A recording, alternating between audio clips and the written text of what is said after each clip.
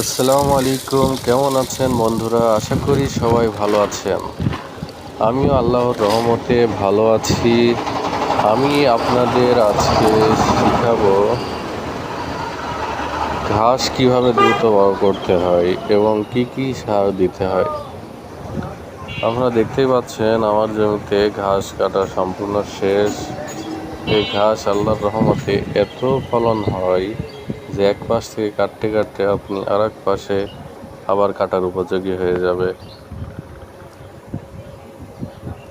আমার জমিতে আমি এখন সার ছিটাবো। সারটা হচ্ছে ইউরিয়া সার। আমি আমার 5 কাঠাতে 15 কেজি সার নিয়েছি। এই সারটি আমি ভালোভাবে প্রথমে জমিতে পানি দিয়ে ভিজিয়ে নিয়েছি। এরপরে আমি ইউরিয়া সারটা সারা জমিতে ছিটিয়ে দিচ্ছি। এটি 1 সপ্তাহের মধ্যেই আবার কাটা যাবে, মাথার উপরে উঠে যাবে।